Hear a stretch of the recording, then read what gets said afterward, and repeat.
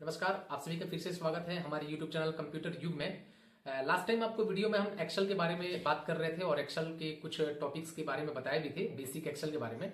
तो आज उसी वीडियो को हम पूरा करते हुए उसी सीरीज को हम लेकर के चलते हैं और बताते हैं एक्सेल के जो बचे हुए पार्ट्स थे। तो पार्ट 2 में आप सीखेंगे एक्सेल के होम टैब के बारे में। तो चलिए चैनल को सब्सक्राइब कर लीजिए और वीडियो को अंत तक देखें। अगर आपको एक्सेल में एक्सपर्ट बनना है तो आप हमारे चैनल को जरूर सब्सक्राइब कर लीजिए और वीडियो को शेयर भी करें ताकि दूसरे लोग भी इस वीडियो के द्वारा एक्सेल को पूरी तरह से हिंदी में सीख सके। तो चलिए शुरू करते हैं और बताते हैं बचे हुए पार्ट्स को। आज की इस वीडियो में हम होम टैब के सभी ऑप्शंस को सीखेंगे और चलिए आपको पिछले वीडियो में हमने बताया भी था एक्सेल के बेसिक पार्ट्स को। उम्मीद है कि आप उसको देख के आए होंगे तो ये टॉपिक आपको अच्छे से समझ में आएगा। अगर आप उस वीडियो को अभी तक नहीं देखें तो आप हमारे चैनल पर जाकर के जरूर देख लें, क्योंकि बेसिक चीज़ें जानना आपको बहुत ज़रूरी है।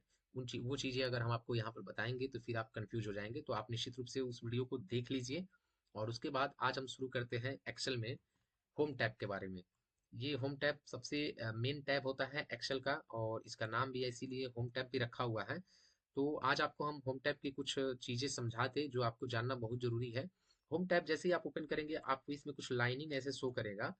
इस लाइनिंग के अंतर्गत के जो भी ऑप्शंस आपको दिखाई देंगे वो एक कैटेगरीज के ऑप्शंस हैं। आप इसको जरूर याद रखिएगा, क्योंकि लाइनिंग्स जो आपको दिख रहा है इन सभी ऑप्शंस को एक ग्रुप में बांट दिया गया है एक्सेल में। तो जैसे सबसे पहला ग्रुप होगा आपका क्लिपबोर्ड, दूसरा आपका ग्रुप होगा फॉन्ट, और तीसरा है अलाइनमेंट। इसके बाद है नंबर्स, उसके बाद स्टाइल, इसके बाद है सेल, और इसके बाद है एडिटिंग। अगर आपके सिस्टम में एडिंग्स दिख रहा है तो ये भी एक आपका होम टैब का ग्रुप है। तो ये टोटल आपको 8 ग्रुप दिखाई दे रहा है होम टैब में, जैसे कि क्लिपबोर्ड हो गया, फॉन्ट हो गया, अलाइनमेंट 3 हो गया, नंबर्स 4, स्टाइल 5, सेल 6, ये 7, और ये हो गया आपका 8वां टैब, सॉरी ग्रुप। तो ये 8 ग्रुप में एक्सेल के होम टैब के सभी ऑप्शंस बांटे गए हैं। तो आपको हम एक एक करके एक एक ग्रुप को समझाएंगे और आप अच्छे से ध्यान से देखिए, क्योंकि एक्सेल आज के दौर में काफ़ी ज़रूरी एक सॉफ्टवेयर है। इस सॉफ्टवेयर को सीखने में हम लोग बहुत सारी चीज़ों को कर सकते हैं। अगर इसको अच्छे से सीख लेते हैं तो हमारे जॉब के चांसेस भी बढ़ जाते हैं। तो सबसे पहला ग्रुप है क्लिप बोर्ड, और क्लिप बोर्ड में आपको 4 ऑप्शंस दिखाई देगा इसके अंतर्गत। सबसे पहला होगा इसमें पेस्ट, उसके बाद ये जो आपको कैची के जैसे साइन दिखेगा इसको हम लोग कट कहते हैं, ये कॉपी हो गया, और ये फॉर्मेट पेंटर हो गया।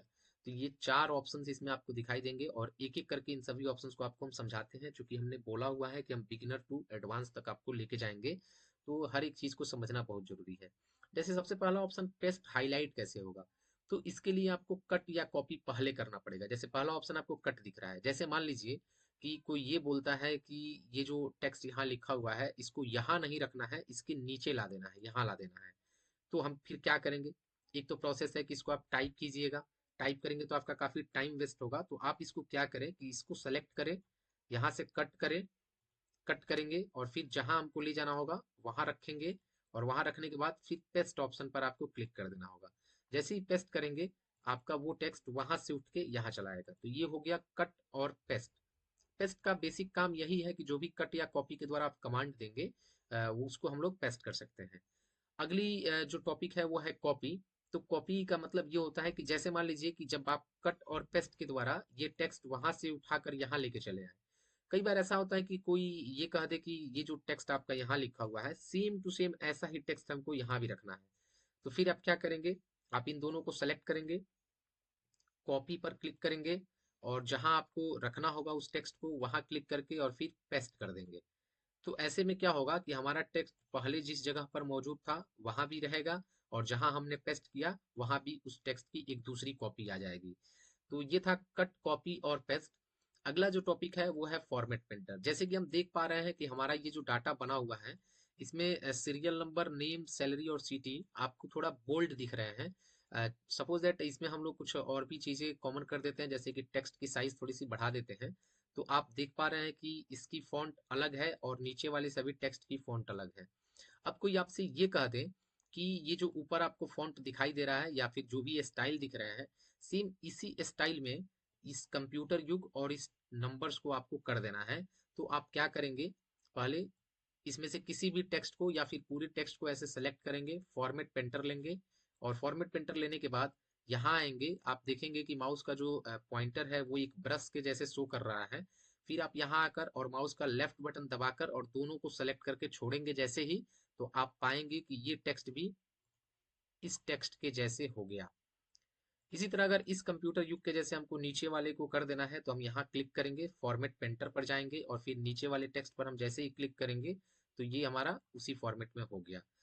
तो ये था हमारा क्लिपबोर्ड सेक्शन। क्लिपबोर्ड में के जो भी 4 ऑप्शंस दिखाई दे रहा है वो हमने आपको बता दिया। अब आपको बताते हैं फॉन्ट ग्रुप के बारे में। तो फॉन्ट ग्रुप के जो भी ऑप्शंस है उसको आप एक बार पहले मार्क कर लीजिए और आप यहाँ पर ध्यान से देख लीजिए कि फॉन्ट ग्रुप के अंतर्गत हमको कितने ऑप्शंस पढ़ने हैं। तो फॉन्ट ग्रुप के अंतर्गत हम लोग जितना मार्क किए हुए हैं उसके अंतर्गत जो भी ऑप्शंस है इनको आपको पढ़ना है। तो चलिए एक एक करके देखते हैं फॉन्ट ग्रुप होता क्या है। जैसे सबसे पहला ऑप्शन इसमें है, जब भी हम यहाँ माउस रखेंगे तो उसका नाम भी आपके पास शो करेगा, तो इसका नाम फॉन्ट होता है। और यहाँ से हम लोग किसी भी टेक्स्ट की फॉन्ट स्टाइल को बदलते हैं। जैसे मान लीजिए कि ये सीरियल नंबर, नेम, सैलरी और सिटी है, इसकी टेक्स्ट स्टाइल को हम बदलना चाहते हैं तो हम यहाँ जाएंगे फॉन्ट में, जो नीचे ड्रॉप डाउन लिस्ट दिख रहा है इस पर हम क्लिक करेंगे और इसमें से आपको डिफरेंट टाइप के फॉन्ट शो कर रहा होगा। आप किसी भी फॉन्ट पर क्लिक करके और अपने सेलेक्ट किए हुए टेक्स्ट का फॉन्ट बदल सकते हैं। तो ये था हमारा फॉन्ट ऑप्शन। जो भी टेक्स्ट आप सेलेक्ट किए हुए हैं उसकी फॉन्ट को अगर बदलना होगा तो आप यहाँ जाएंगे और यहाँ जाने के बाद आप फिर टेक्स्ट की फॉन्ट को बदल सकते हैं। जैसे कि पीछे आप देख पा रहे हैं कि जब भी हम लोग बदल रहे हैं तो पीछे चेंजेस आपको दिखाई दे रहा है। तो ये था फॉन्ट। अब आगे हम बढ़ते हैं, फिर अगला हमारा ऑप्शन है फॉन्ट के बाद। चलिए इसको फिर से हम एक बार नॉर्मल जैसे फॉन्ट था उस फॉन्ट में हम कर देते हैं। फिर आगे हम बढ़ते हैं फॉन्ट के बाद, फॉन्ट साइज है। फॉन्ट साइज के द्वारा हम लोग टेक्स्ट की साइज को बढ़ाते हैं। जैसे इस टेक्स्ट को हमने सेलेक्ट किया और मान लीजिए इसकी साइज को हमको बढ़ाना होगा तो हम इस ड्रॉप डाउन लिस्ट से कोई भी नंबर हम चूज कर सकते हैं और उस साइज में हमारा फॉन्ट दिखेगा। जैसे आप पीछे देख पा रहे हैं कि जिस फॉन्ट साइज पर हम माउस पॉइंटर लेके जा रहे हैं आपका टेक्स्ट उसी साइज में हो जा रहा है। तो ऐसे फॉन्ट की साइज को कम कर सकते हैं और फॉन्ट की साइज को ज्यादा कर सकते हैं इसके द्वारा।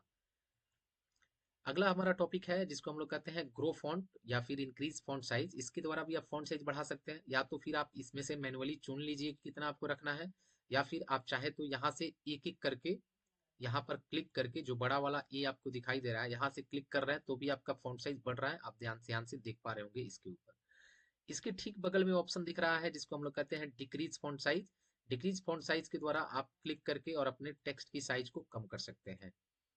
फिर नीचे चलते हैं, अगला ऑप्शन हमको दिखाई देता है बोल्ड, और बोल्ड के द्वारा आप सेलेक्ट किए हुए टेक्स्ट को मोटा कर सकते हैं। आप देख पा रहे होंगे आपका टेक्स्ट मोटा हो रहा होगा। ऐसे देखिए, थोड़ा सा फॉन्ट साइज बढ़ा लीजिए फिर आप बोल्ड पर क्लिक करें, आपको टेक्स्ट की मोटाई महसूस होगी। इसके बाद नेक्स्ट है इटैलिक। इटैलिक पर आप क्लिक करके अपने टेक्स्ट को थोड़ा सा टेढ़ा कर सकते हैं। ये एक स्टाइल होता है जिसको हम लोग इटैलिक स्टाइल कहते हैं। इसमें आप देख पा रहे हैं आपका टेक्स्ट हल्का सा टेढ़ा हो जाता होगा। इसके बाद है ऑप्शन अंडरलाइन। अंडरलाइन के द्वारा हम लोग टेक्स्ट के नीचे एक लाइनिंग ला सकते हैं जिसको अंडरलाइन भी कहते हैं। तो ये आप देख पा रहे हैं कि जितना हम टेक्स्ट सेलेक्ट किए हैं केवल उतने का ही चेंज हो पा रहा है। अब आप ये कंफ्यूज होंगे कि ऊपर वाले टेक्स्ट का क्यों नहीं चेंज हो रहा है, क्योंकि हमने उसको सेलेक्ट नहीं किया था। जैसे ही हम सेलेक्ट करके और फिर अंडरलाइन करेंगे तो आप देखेंगे कि जितना हमने सेलेक्ट किया है उन सबका लाइन नीचे आ जा रहा है, सबको अंडरलाइन कर दे रहा है। अब अगला ऑप्शन है बॉर्डर।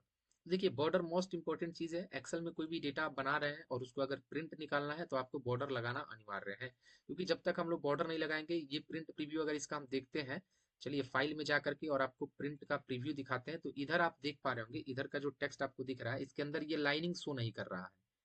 तो जब भी हम प्रिंट करने जाएंगे तो लाइनिंग शो नहीं करेगा, तो उसके लिए हमको जाना होगा फिर से होम टैब में और सभी टेक्स्ट को सेलेक्ट करने के बाद यहाँ से आपको बॉर्डर चूज करना है।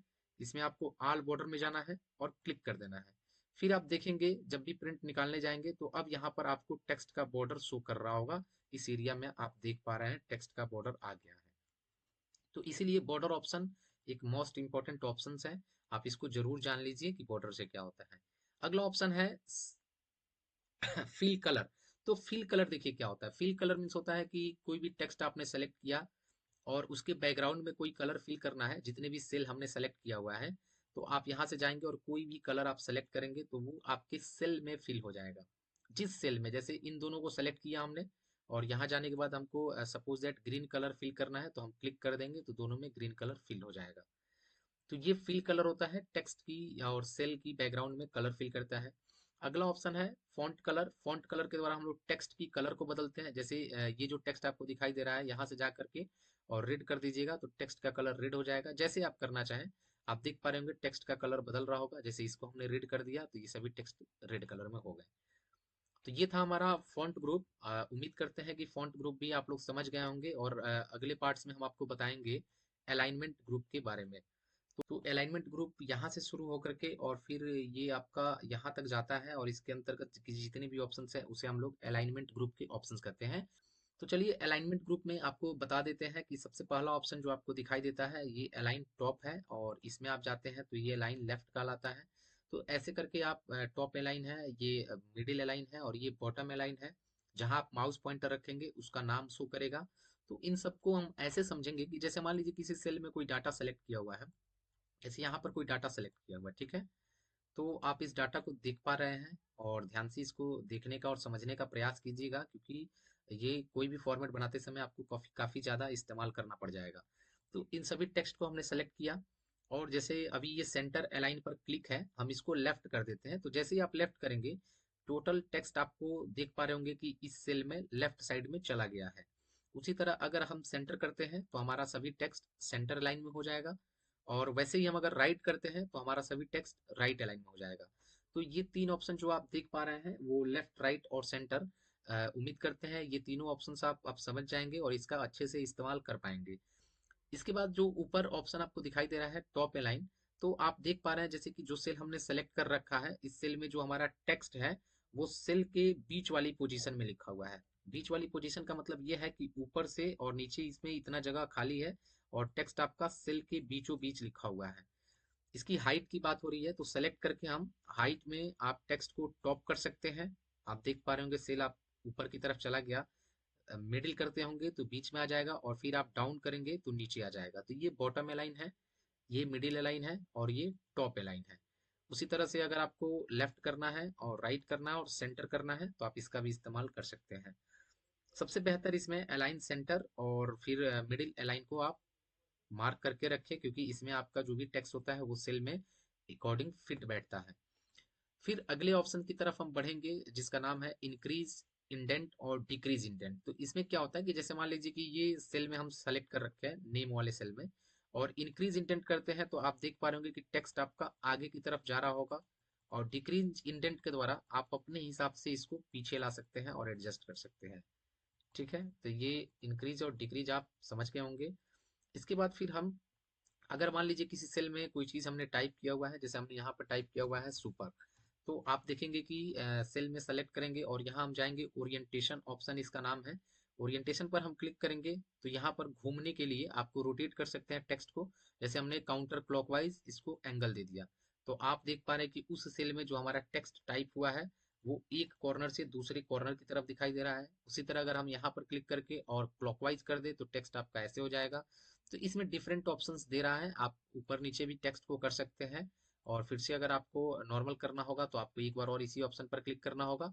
उस ऑप्शन पर जब आप क्लिक कर देंगे आपका टेक्स्ट फिर से नॉर्मल हो जाएगा। तो ये था आपका टेक्स्ट ओरिएंटेशन। उसके बाद से फिर इंक्रीज इंडेंट, डिक्रीज इंडेंट आपने समझ लिया। अब अगला ऑप्शन है रैप टेक्स्ट। तो रैप टेक्स्ट का मतलब क्या होता है कि जब भी आप कोई चीज टाइप कर रहे हैं, जैसे मान लीजिए कि हमको यहाँ पर टाइप करना है कंप्यूटर युग, तो हम कंप्यूटर युग टाइप कर रहे हैं, तो आप देख पा रहे होंगे कि ये जो सेल में टेक्स्ट टाइप हुआ है वो सेल से बाहर निकल गया है। सपोज दैट हमारे पास जगह का इशू है और हम सेल को चौड़ा नहीं कर पाएंगे। हम ये चाहते हैं कि सेल जितना हमारा सेल की चौड़ाई है उसी के अकॉर्डिंग टेक्स्ट आपका फिट बैठ जाए, तो आप रैप टेक्स्ट का प्रयोग करेंगे। आप देखेंगे कि आपका जो टेक्स्ट होगा वो उसी के अकॉर्डिंग फिट बैठ गया। जो भी आप टेक्स्ट, आप जैसे मान लीजिए इस सेल को हमने सेलेक्ट किया और रैप टेक्स्ट कर दिया, अब जब भी हम इस सेल में कोई भी चीज टाइप करेंगे तो वो उस सेल से बाहर नहीं जाएगा, उस सेल में ऊपर नीचे होकर के टाइप हो जाएगा। तो ये रैप टेक्स्ट है। अगला ऑप्शन जो है वो है मर्ज and centre. Merge and centre का इस्तेमाल होता है कि एक से अधिक सेल को आपस में जोड़ करके एक सेल बनाना। जैसे कि मान लीजिए कि यहाँ पर हमारा एक सेल है, और हम ये चाहते हैं कि इन सबको जोड़ करके हम एक बना दें। तो सबको सेलेक्ट करिए, मर्ज एंड सेंटर करिए, और फिर आप जैसे ही ओके करेंगे ये आप देख पाएंगे कि एक सेल हो गया, और फिर यहाँ पर आप कंपनी का हेडिंग या फिर कोई चीज टाइप कर सकते हैं। तो एक से अधिक सेल को अगर जोड़ करके एक सेल बनाना है तो मर्ज एंड सेंटर ऑप्शन का प्रयोग करेंगे। तो ये थे हमारे अलाइनमेंट ऑप्शन।